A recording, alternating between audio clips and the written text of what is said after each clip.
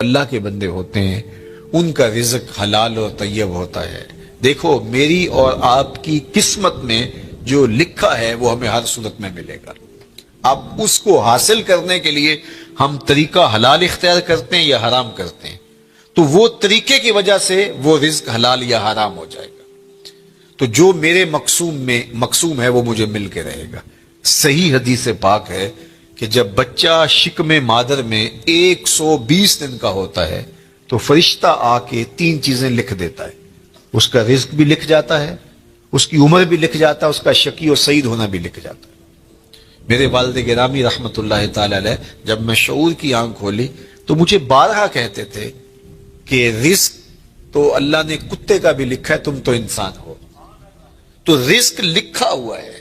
مجھے اور آپ کو جو بھی مل رہا ہے وہ اس لکھے سے نہ کم مل رہا ہے نہ زیادہ مل رہا ہے، وہ لکھا مقسوم رزق ہے، اس کے اندر کمی بیشی نہیں ہے۔ ہاں اگر ہم خیر کے اعمال کریں اس میں برکت ہوگی، وہ مبارک ہو جائے گا، لیکن وہ مقسوم لکھا ملے گا۔ اب اس کو حاصل کرنا کیسے ہے؟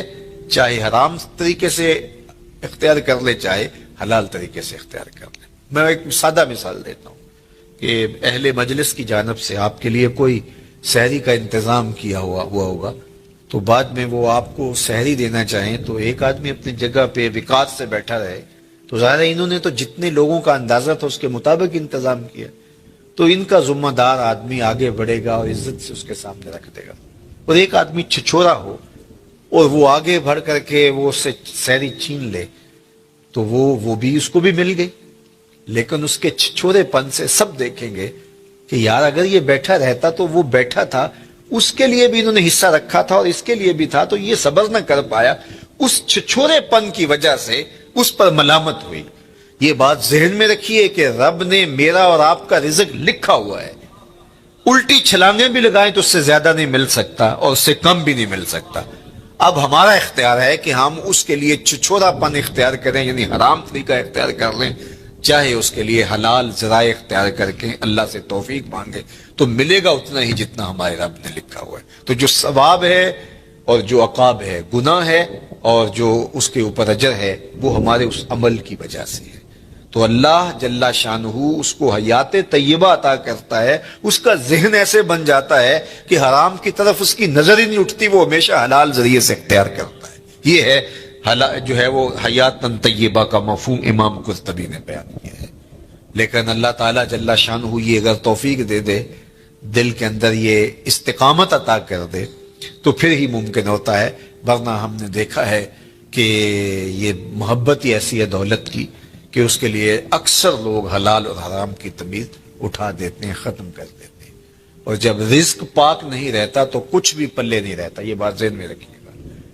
بلکہ حضور علیہ السلام نے اس شخص کا ذکر کیا جو لمبا سفر کاٹ کے مکہ المکرمہ میں پہنچے اور کعبۃ اللہ کے سامنے کھڑا ہو گیا، یمد یدیہ، اور اس نے ہاتھ یوں لمبے کیے ہوئے، ایسے لمبے ہاتھ کر کے دعا مانگ رہے ہیں۔ وَمَطْعَمُهُ حَرَامٌ وَمَلْبَسُهُ حَرَامٌ وَمَشْرَبُهُ حَرَامٌ وَغُذِيَ بِالْحَرَامِ فَأَنَّى يُسْتَجَابُ لِذَلِكَ، لیکن اس نے جو کھایا ہے وہ حرام ہے، جو پیا ہے وہ حرام ہے، جو لباس پہنا ہے اس کے تار و پود حرام کے ہیں، اور ہاتھ لمبے کر کر کے دعائیں مانگ رہا ہے۔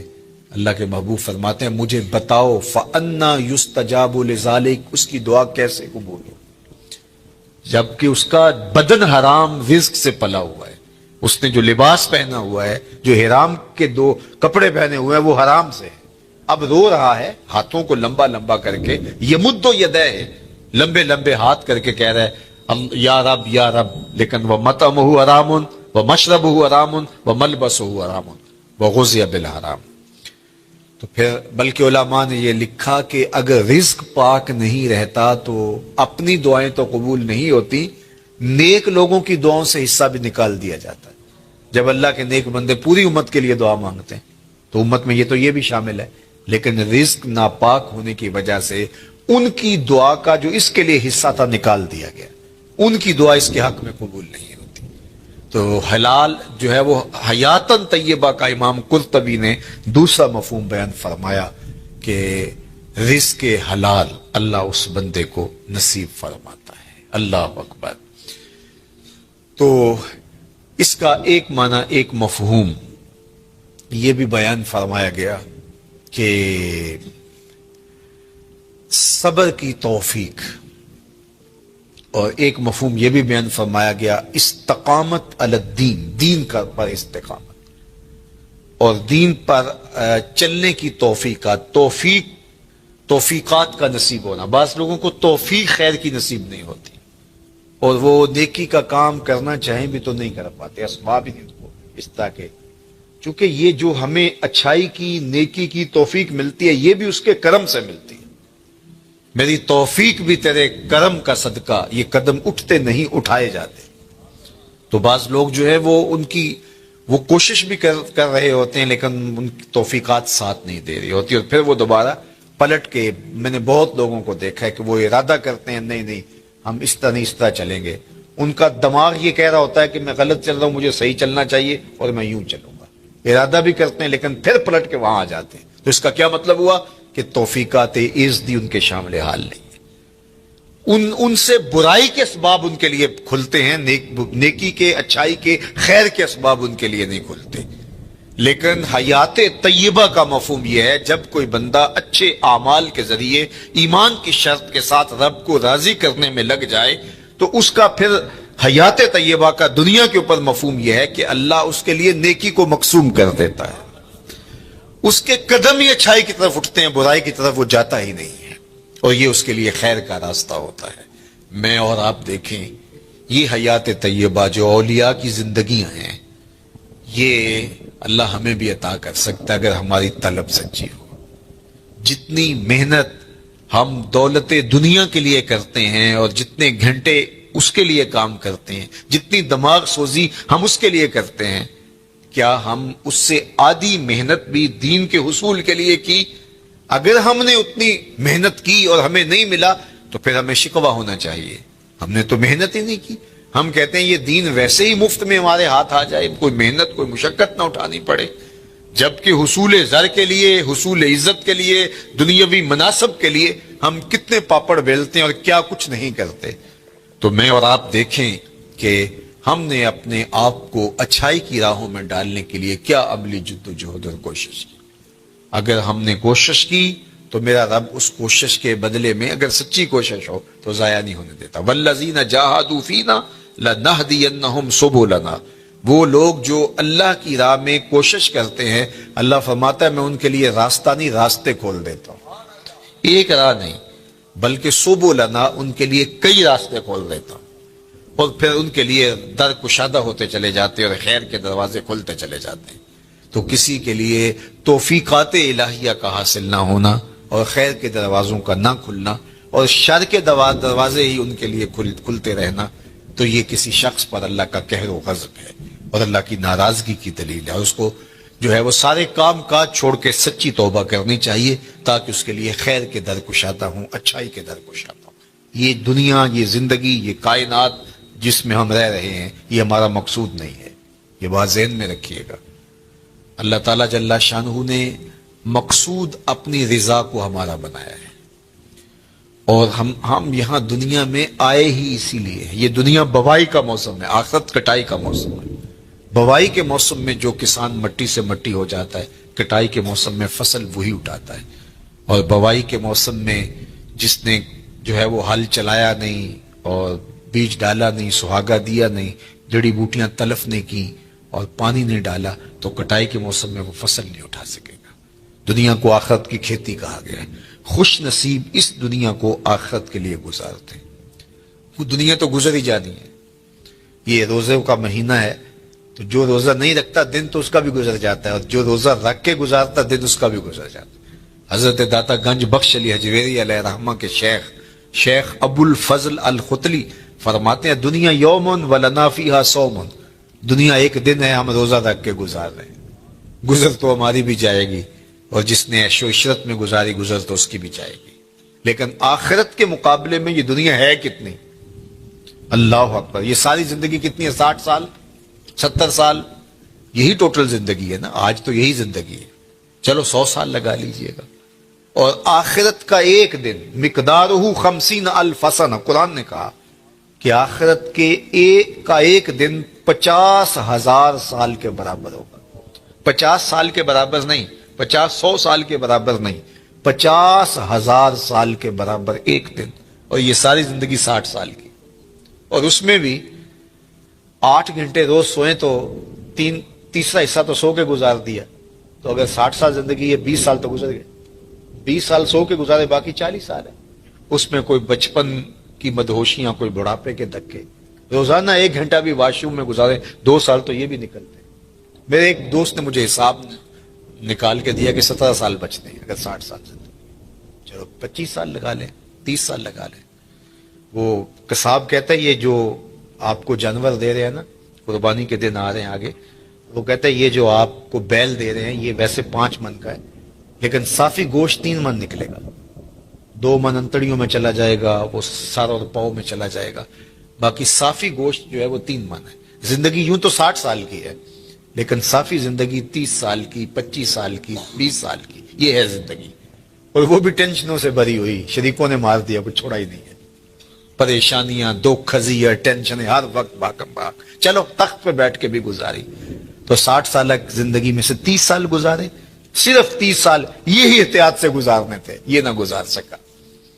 اور وہ زندگی، اس کا پہلا دن مقدارہ 50,000 سنہ، 50,000 سال کے برابر ایک دن. ذرا حساب لگائے نا اس، اور وہ صرف ایک دن. اس کے بعد مینڈے کی شکل میں موت کو لا کے ذبح کر دیا جائے گا. موت آ گئی، موت کو بھی موت آ گئی، قصہ تمام.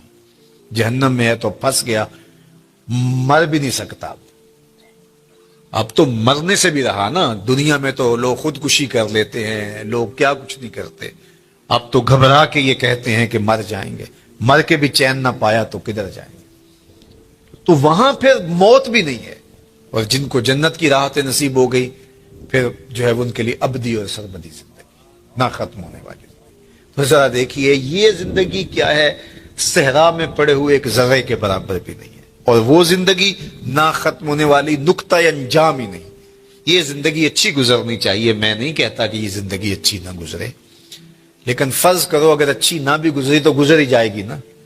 میر تقی میر نے کہا تھا، وہ ریشموں کم خواب میں سرمست ہیں تو کیا ہوا، رات اس کی بھی کٹ گئی جو کہ اور تھا.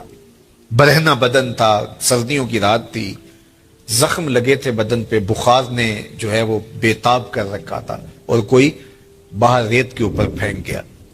کتنی لمبی رات ہوگی اس بیمار کے لیے جس کا کوئی تیماردار بھی نہیں ہے. ریت پہ کوئی پھینک گیا، بدن پر زخم ہے، چور ہے بخار سے، سردیوں کی لمبی رات ہے. سحر لانا کوئی آسان ہے؟ اللہ اکبر. جوئے شیر لانا، وہ جو غالب نے کہا تھا، وہ جوئے شیر لانے کے مترادف ہے. لیکن آخر کٹ ہی گئی نا. جتنی بھی لمبی رات ہے، نقطہ انجام تو ہوگا نا. لیکن وہ رات پڑ گئی تو اس کا نقطہ انجام نہیں ہے، وہ ختم ہی نہیں ہوگی. چونکہ موت کو بھی موت آ گئی، تو اس سے بڑا احمق کوئی نہیں جو اپنی آخرت کو برباد کرتا ہے. یہ دنیا سواریں، اچھی دنیا زندگی گزاریں، اللہ کی دی ہوئی نعمتوں سے بھرپور تلذذ حاصل کریں، لیکن آخرت کے سودے پر نہیں، آخرت کی قیمت پر نہیں. تو اللہ جل شانہ حیات طیبہ اپنے بندوں کو دیتا ہے کہ وہ اس زندگی کو آخرت کے لیے گزارتے ہیں. جہاں جتنا رہنا ہو وہاں اس حساب سے انتظام کیا جاتا ہے. میں ایک دفعہ اٹلی سے گزر رہا تھا تو مجھے وہاں کچھ نوجوان منڈی بہاؤالدین کے کہنے لگے کہ آپ ہمارے ساتھ اگر چائے پی لیں. تو میں نے کہا چلتے ہیں.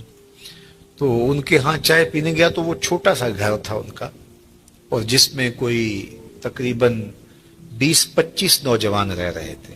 وہ جو ہے وہ انہوں نے چارپائیاں جوڑ کے یوں رکھی ہوئی تھیں اور اپنا کھانا بھی پکاتے تھے. تو میں حیرت زدہ ہوا اور میں نے کہا کہ آپ 20-25 سے چھوٹے سے گھر میں رہ رہے ہیں تو کوئی بڑا گھر لے لیں. تو وہ مجھے ہنس کے کہنے لگے حضرت ہم یہاں کمائی کرنے آئے ہیں، عیش نہیں کرنے آئے. تو آپ اگر آئے نا ہمارے علاقے منڈی بہاؤالدین میں تو ہمارے 6 کنال کے بنگلے بن رہے ہیں. تو میں نے کہا یہی تو میں سمجھانے آیا کہ جہاں جتنا رہنا ہو وہاں اتنا انتظام کیا جاتا ہے. تو دنیا میں جتنا رہنا ہے ہم اتنا انتظام کریں. اصل ہماری منزل آخرت ہے، ہم وہاں پلٹ کے جانا ہے، وہاں ہمارے لیے تیاری ہو رہی ہو. یہ جہاں بھی اچھا وہ جہاں بھی اچھا، لیکن اس دنیا کو اس آخرت کی قیمت پہ نہیں گزارنا۔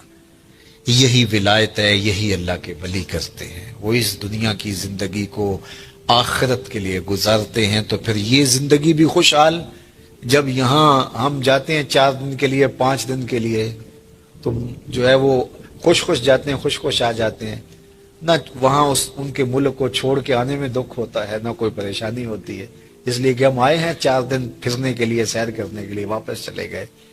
لیکن اگر ڈیرا جما لیں تو پھر چھوڑنا بھی کتنا مشکل ہے۔ تو اللہ والوں کو دنیا چھوڑنا بھی اوکھی نہیں ہوتی، اس لیے کہ انہوں نے دل ہی نہیں لگایا ہوتا۔ بلال حبشی رضی اللہ تعالیٰ عنہ کا جب آخری وقت آیا، سانس ٹوٹنے لگی تو زوجہ سرانے بیٹھی تھی، تو اس نے کہا واہ حزن ہو، ہائے افسوس، میرا شوہر مجھ سے جدا ہو رہا ہے۔ تو بلال حبشی رضی اللہ تعالیٰ عنہ کی ابھی سانسیں باقی تھی، تو آپ نے پلٹ کے اپنی بیوی کو دیکھا، کہا یہ کیا کہہ رہی ہو، واہ حزن ہو، ہائے افسوس۔ کہا ہاں آپ جا رہے ہیں، تو کہا نہیں یوں نہ کہو، بلکہ کہو واہ تربا ہو غدن القا محمدم و اصحابہ ہو۔ کہا مبارک ہو، میں تو اپنے آقا سے ملنے جا رہا ہوں۔ پھر موت جو ہے وہ تحفۃ المومن بن جاتی ہے۔ حضرت ابراہیم علیہ السلام کے پاس جب جبریل امین اسرائیل علیہ السلام آئے نا روح قبض کرنے کے لیے، تو کہا کدھر آئے ہو؟ کہا قبض روح کے لیے آیا ہوں۔ کہا واہ کمال ہے، میرا رب مجھے اپنا خلیل بھی کہتا ہے۔ خلیل عربی میں کہتے ہیں گوڑے دوست کو، وہ کہ جگری یار جس طرح ہوتا، تو وہاں تو یہ لفظ نہیں بولے جائیں گے، خلیل کہتے ہیں گہرے یار کو، گوڑے یار کو۔ تو اللہ نے حضرت ابراہیم کو اپنا خلیل بنایا۔ حضور فرماتے ہیں اگر اللہ کے علاوہ میں کسی کو خلیل بناتا تو ابو بکر کو بناتا، میرا خلیل صرف اللہ ہے۔ تو اللہ نے اپنا خلیل بنایا حضرت ابراہیم علیہ السلام کو۔ تو جب سندیسہ موت کا بھیجا اسرائیل کے ہاتھوں، تو کہا کہ وہ مجھے اپنا خلیل بھی کہتا ہے اور ساتھ آپ کو بھی بھیج دیا۔ بھلا کوئی یار بھی یار کی موت چاہتا ہے؟ کیسا بھی کبھی ہوا ہے کوئی یار یار کی موت چاہے؟ تو کہا میں تو حکم کا پابند ہوں، حکم لے کے آ گیا اللہ کا، تو میں پھر چلا جاتا ہوں، جا کے پوچھتا ہوں کہ تیرا بندہ یہ کہہ رہا ہے۔ تو بارگاہ عزتی میں حاضر ہوئے کہ مالک تیرے خلیل نے یہ کہا ہے، کوئی یار بھی یار کی موت چاہتا ہے؟ کہا پھر جا اور میرے خلیل کو میرا سلام دے اور کہہ کہ کبھی ایسا بھی ہوا ہے یار بلائے کوئی ملنے بھی نہ آئے؟ تو کہا کہ پھر دیر نہ کر، روح قبض کر لے۔ پھر روح بےتاب ہو گئی، جلدی کر۔ تو پھر دنیا پہ رہنا بھی کمال ہے، دنیا سے جانا بھی کمال ہے۔ فَلَنُحْيِيَنَّهُ حَيَاتًا طَيِّبَةً، پھر ستھری زندگی، ورنہ اس زندگی کے ہاتھوں لوگ تنگ ہوتے ہیں۔ وہ ساغر صدیقی نے کہا تھا کہ زندگی کاٹی ہے جبر مسلسل کی طرح، جانے کس جرم کی پائی ہے سزا یاد نہیں۔ تو پھر کہیں گے زندگی تو جبر مسلسل ہے، زندگی ہے یا کوئی طوفان ہے، ہم تو اس جینے کے ہاتھوں مر چلے۔ پھر زندگی طوفان بن جائے گی، زندگی عذاب بن جائے گی، لیکن اس کے ہو جاؤ زندگی بھی اچھی، آخرت بھی اچھی، یہ جہاں بھی اچھا وہ جہاں بھی اچھا۔ ربنا آتنا فی الدنیا حسنۃ وفی الآخرۃ حسنۃ۔ تو اللہ کا ولی اس جہاں میں بھی خوش ہوتا ہے، اس جہاں میں بھی خوش ہوتا ہے، حیات طیبہ اس کو عطا کر دی جاتی ہے۔ اللہ صاحب مزار کے درجات کو بلند فرمائے۔ شاد فرمائے من عمل صالحا من ذکر او انثی وهو مؤمن فلنحیینہ حیاتا طیبہ، جو کوئی اچھے عمل کرے چاہے مرد ہو چاہے وہ عورت ہو، شرط ہے کہ وہ ہو مومن۔ فلنحیینہ حیاتا طیبہ، ہم اسے ستھری اور پاکیزہ زندگی عطا کر دیتے ہیں۔ حیات طیبہ، پاکیزہ زندگی ان افراد کا، ان لوگوں کا مقصود ہے جو اپنی زندگی اللہ اور اس کے رسول کے لیے وقف کر دیتے ہیں۔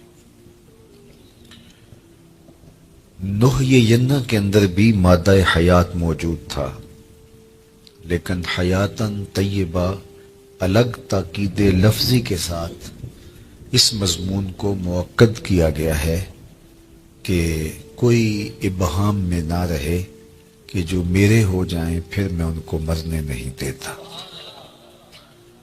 ان کو ابدی اور سرمدی فیضان نصیب کیا جاتا ہے، اور زمانے مٹ جاتے ہیں، زمانے پہ آنے والے لوگوں کے نشان باقی نہیں رہتے، لیکن ان کے نشانات میں مسخ نہیں ہونے دیتا۔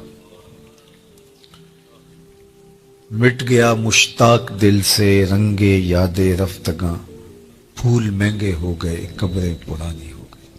کتنے لوگ آئے اور چلے گئے، زمانہ آج ان کا نام بھی نہیں جانتا، لیکن جنہوں نے اپنے دل کو اپنے مالک کے لیے وقف کر دیا، میرے رب کا وعدہ ہے ان کے نشان نہیں مٹنے دوں۔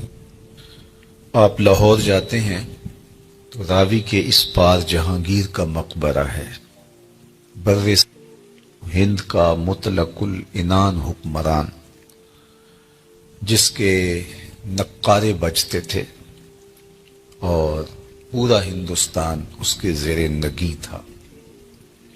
موجودہ پاکستان، مشرقی پاکستان اور پورا انڈیا، برما، یہ سارے علاقے زیر نگیں تھے، نقارے بجتے تھے۔ لیکن آج اگر آپ وہاں جائیں تو قبر پہ حسرتیں برستی دکھائی دیں گی۔ دن کو جائیں یا رات کو، وہاں آپ کو روشنیوں کا اہتمام دکھائی نہیں دے گا۔ اب پارک بن گیا ہے، اس کے دم سے کچھ لوگوں کا آنا جانا زیادہ ہو گیا، لیکن خالص مزار کے احاطے میں آپ کو قرآن پڑھنے والے لوگ موجود نہیں ملیں گے، تاش کھیلنے والی ٹولیاں بیٹھی نظر آئیں گی۔ وہاں جانوروں کی بینٹیں تو دکھائی دیں گی، تمہیں تازہ گلاب نظر نہیں آئیں گے، بلکہ بالکل اس کے ساتھ اس کی محبوب بیوی ملکہ نور جہاں کا مقبرہ ہے۔ یہ وہ خاتون تھی، جب بادشاہ تخت پہ بیٹھتا تو یہ بادشاہ کے پیچھے بیٹھتی، درمیان میں پردہ لٹک رہا ہوتا۔ بادشاہ کا کوئی فیصلہ اسے پسند نہ ہوتا تو پیچھے سے کمر ٹھونکتی تو بادشاہ اپنے فیصلے تبدیل کر لیتا، جس کے اشارہ ابرو پر ہندوستان کی تقدیر کے فیصلے بدلتے تھے۔ آج اس خاتون کا مقبرہ بھی اس کے ساتھ اندھیرے میں پڑا دکھائی دیتا ہے۔ زیب النساء کا اپنا شعر ہے جو اس کی لوح مزار پہ لکھا ہے، بر مزار ما غریباں نہ چراغ نہ گلے، نہ پرے پروانہ سوزد نہ صدائے بلبلے۔ ہم غریبوں کی قبر پہ نہ کوئی چراغ جلانے آئے گا، نہ کوئی پھول ڈالنے آئے گا، نہ کسی بلبل نے گیت گانے ہیں اور نہ کسی پروانے نے پر جلانے۔ وہ جو مطلق العنان تھے، جن کا طوطی بولتا تھا، جن کے نقارے بجتے تھے، چلتے تھے تو ہٹو بچوں کی صدائیں ہوتی تھی، آج غریب بنے ہوئے۔ بر مزارے ما غریباں نہ چراغے نہ گلے۔ میں راوی کے اس پار کی کہانی آپ کو سنا رہا ہوں، اب راوی کا پل پار کر جائیں۔ ایک لوہے مزار ادھر بھی ہے، یہاں تو ہے بر مزارے ما غریباں نہ چراغے نہ گلے، اور وہاں لکھا ہے گنج بخشے فیض عالم مظہر نور خدا، ناقصاں را پیر کامل کاملاں را رہنما۔ یہاں تو دن کے اجالوں میں بھی آپ کو لوگ دکھائی نہیں دیتے، لیکن وہاں رات کے اندھیرے میں چلے جائیں یا دن کے اجالے میں چلے جائیں، چھٹی کے دن چلے جائیں یا ورکنگ ڈے میں چلے جائیں، عید کے دن چلے جائیں یا جس دن شہر میں کرفیو نافذ ہو چکا ہو اس دن چلے جائیں، وہاں ہجوم عاشقاں دکھائی دے گا۔ حتیٰ کہ حد ہو گئی کہ جب بدطینت لوگوں نے اپنی کارروائیوں کا رخ مزارات کی طرف کیا تو داتا گنج بخش علی حجویری علیہ رحمہ کے مزار پر بھی بم دھماکہ ہوا اور ساری رات لاشیں اٹھائی جاتی رہیں، لیکن جب صبح کا وقت آیا تو ساری مسجد نمازیوں سے بھری ہوئی تھی۔ یہ میرے رب کا عہد ہے، میرے رب کا وعدہ ہے، فَلَنُحْيِيَنَّهُ حَيَاتًا طَيِّبَةً، ہم انہیں ستھری اور پاکیزہ زندگی دیتے ہیں۔ ایک تو ڈارون کا نظریہ ارتقاء ہے جو اس نے کہا، اور مغرب نے اس کو ہاتھوں ہاتھ لیا، کہ انسان بندروں کی مہذب شکل ہے۔ وہ کہتا ہے کہ یہ تہذیب پاتے گئے وقت کے ساتھ ساتھ اور آج موجودہ شکل میں ہے، یہ ہے اس کا نظریہ ارتقاء، کہ وقت کے ساتھ ساتھ جانور ترقی پاتے پاتے انسان کے روپ میں آ گئے، اور آج وہ بولتے بھی ہیں، معافی ضمیر کو بھی نوک زبان پہ لے آتے ہیں، ایجادات بھی کر رہے ہیں، لیکن ان کی جو ابتدا ہے صدیوں قبل، وہ کہتے ہیں کہ یہ بندروں کی مہذب شکل ہے اور باقی جانوروں کی مہذب شکل ہے، اور اس پر وہ دلائل دیتا ہے۔ اور ایک زمانے میں تو اس کے ارتقائی نظریے کو بڑی پذیرائی بخشی گئی، ہاتھوں ہاتھ لیا گیا، لیکن قرآن نے انسان کے عالی مرتبت آغاز کا ذکر کیا ہے کہ ابھی اس کا خمیر گویا جا رہا تھا، فرشتوں کی پیشانی کو سجدے کے لیے تیار کیا جا رہا تھا، اس کا آغاز ہی خوبصورت ہے۔ ہم نے اس کو اپنی نیابت کا تاج دیا ہے، وَلَقَدْ كَرَّمْنَا بَنِي آدَمَ لَقَدْ خَلَقْنَا الْإِنسَانَ فِي أَحْسَنِ تَقْوِيمٍ، اس کو احسن تقویم میں پیدا کیا ہے۔ خیر، ایک تو ڈارون کا نظریہ ہے ارتقاء کا، لیکن ایک اقبال نے بھی نظریہ ارتقاء پیش کیا، وہ ڈارون کے نظریے سے ہٹ کے ہے۔ والدہ مرحومہ جب انتقال کر گئی علامہ اقبال علیہ رحمہ کی، تو انہوں نے ایک طویل مرثیہ ان کی یاد میں لکھا جو آج بھی کلیات میں موجود ہے۔ اس کا عنوان ہے والدہ مرحومہ کی یاد میں۔ اس وقت وہ بیرون ملک تھے اور والدہ کی وفات کی خبر سنی تو بہت دکھی ہوئے، تو یہ طویل نظم ہے جو اقبال نے رقم کی۔ اقبال کی جو طویل چند نظمیں، ان میں سے ایک والدہ مرحومہ کی یاد میں، اس میں انہوں نے ماں کا ذکر کیا اور پھر کتنے دل گرفتہ انداز میں کہا، آہ وطن میں ہوگا اب کس کو میرا انتظار، آہ وطن میں ہوگا اب کس کو میرا انتظار، کون میرا خط نہ آنے سے رہے گا بے قرار، آرزو لے کر تیری خاک مرقد پہ آؤں گا، اب دعائے نیم شب میں کس کو میں یاد آؤں گا، کون پچھلے پہر اٹھ کے دعا کرے گا۔ ہر ایک سے کہنا پڑتا نا میرے لیے دعا کریں، استاد سے بھی، مرشد سے بھی، دوست سے بھی، حاجی معتمر جا رہے ہیں تو ان سے بھی کہنا پڑتا ہے جناب جا رہے ہو وہاں دعاؤں میں یاد رکھنا، لیکن کبھی ماں کو بھی کہنا پڑا ہے کہ امی دعاؤں میں یاد رکھنا، اور ماں کے جب ہاتھ اٹھ جائے تو اللہ خالی نہیں موڑتا، اور یہ لازمی نہیں ہے کہ ماں رابعہ بصریہ ہو تو پھر ہی دعا قبول ہوتی ہے، اپلے تھاپتی ہوئی ماں گوبر سے بھرے ہوئے ہاتھ بھی اٹھا دے اللہ انہیں بھی خالی نہیں موڑتا۔ ماں جب بولتی ہے تو اس کے لہجے میں جبریل بولتا ہے، ماں جب مسکراتی ہے تو لگتا ہے جنت کی ساری کلیاں کھل اٹھی، اللہ نے اس کے لہجے میں وہ درد، وہ درک، وہ محبت، وہ پیار رکھ دیا ہے۔ اللہ اکبر، عالی نصب ہوٹلوں میں کھانا کھانے میں وہ سرور کہاں جو چولہے پر بیٹھ کے ماں کے ہاتھوں سے پکی ہوئی چپاتیاں کھانے میں ملتا ہے۔ عالی جناب، حضرت صاحب، کیا کیا القاب دیے جاتے ہیں، لیکن ان لفظوں میں وہ لطف کہاں جو ماں کی زبان سے اوئے ببلو اور اوئے مٹھو میں رکھا ہوا ہے۔ اللہ اکبر، اونچی مسندوں پر بیٹھنے ہوئے وہ مزہ کیا جو ماں کے قدموں میں بیٹھنے میں نصیب ہوتا ہے۔ تو اقبال نے وہ طویل نظم لکھی اور اس نظم کے اندر ہی اقبال نے نظریہ ارتقاء کو بیان کیا۔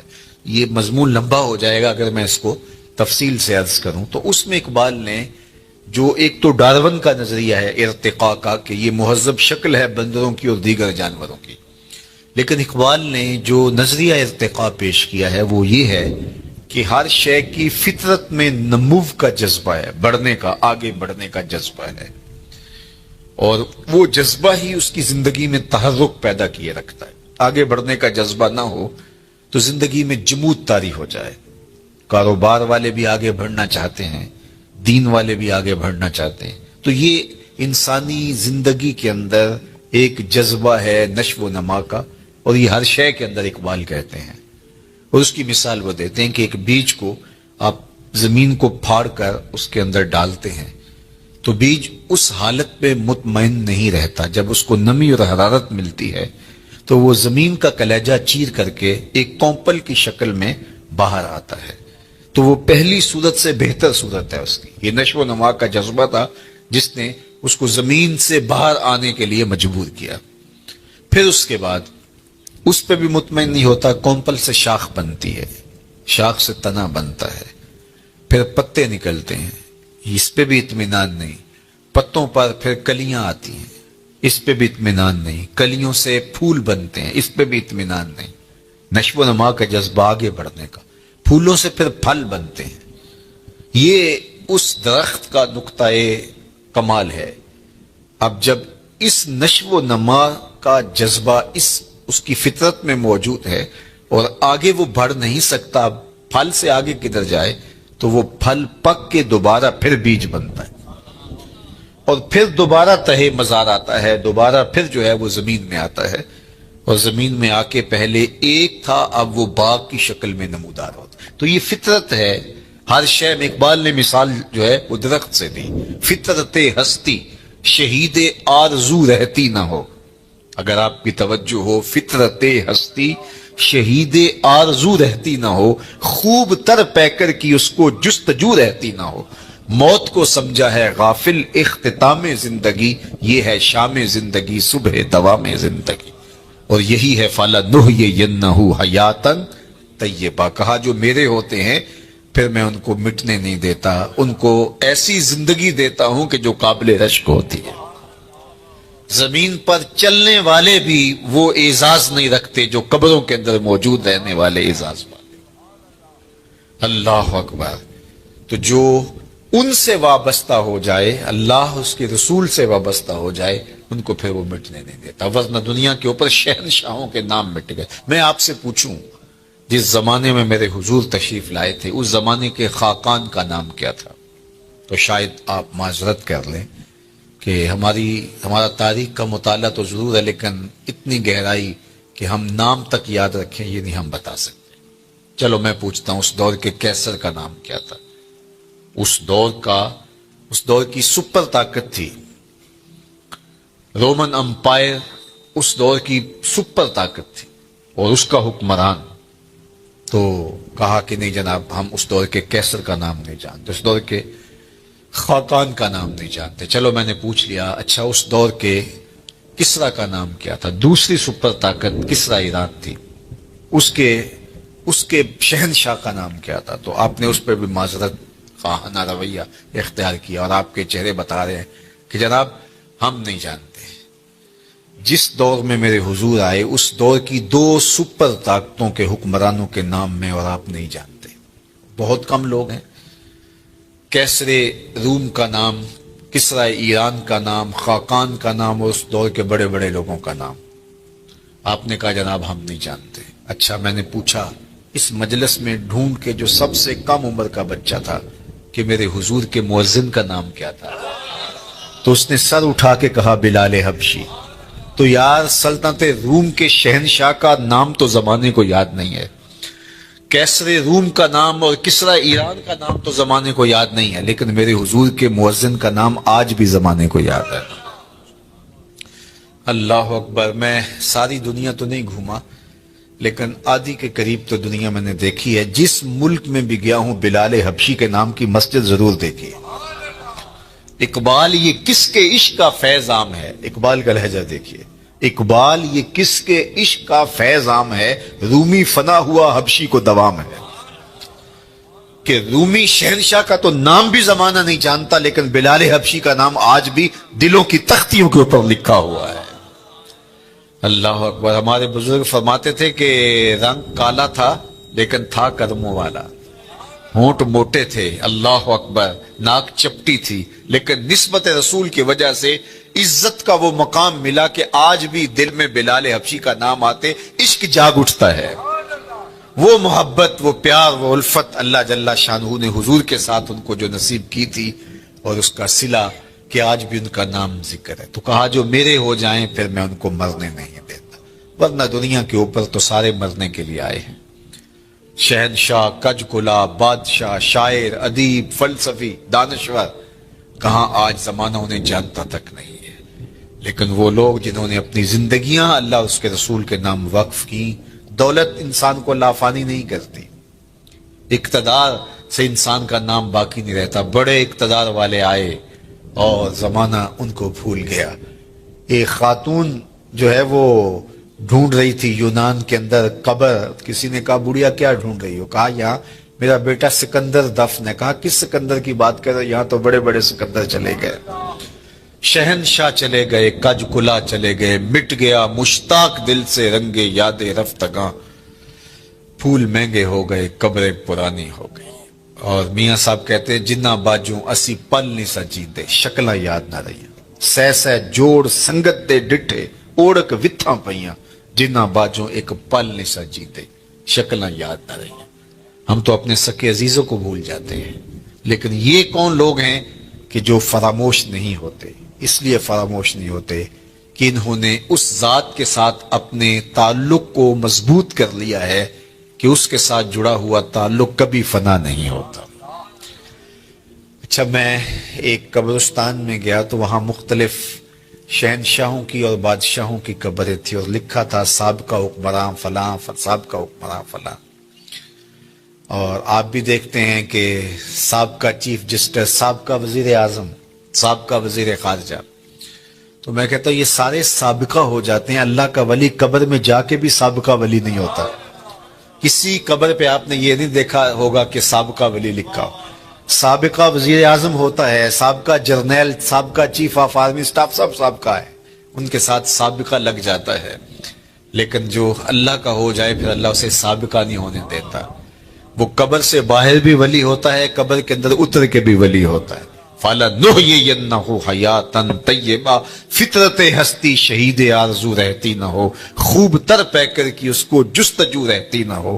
موت کو سمجھا ہے غافل اختتام زندگی، یہ ہے شام زندگی صبح دوام زندگی. یہ ایسی زندگی نصیب ہو جاتی ہے کہ جو انہی کا مقصود ہوتا ہے. تو آئیے میں اور آپ اپنی زندگی کو اللہ اور اس کے رسول کے نام کر دیں، ورنہ کیا کہتے ہیں کہ آج مرے کل دوسرا دن.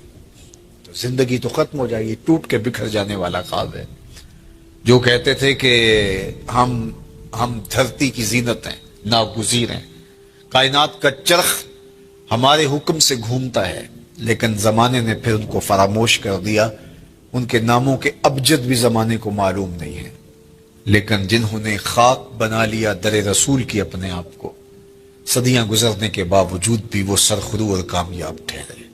اللہ اکبر. وہ سر بلند ہوئے جو تیرے نام پہ مٹے، اور وہی سرخرو ہوئے، وہی کامیاب ٹھہرے جو ان کے نام پر مٹ گئے. ورنہ دنیا کے اوپر آنے والے سب لوگ ختم ہو گئے، اور سب لوگ جو ہے وہ مٹ گئے، ان کا وجود اور تشخص بھی باقی نہ رہا. تو میں اور آپ اہل اللہ کی قبروں پر جانے سے ہمیں یہ ترغیب ملتی ہے کہ ہم اپنی زندگیوں کو اللہ اور اس کے رسول کے نام کریں.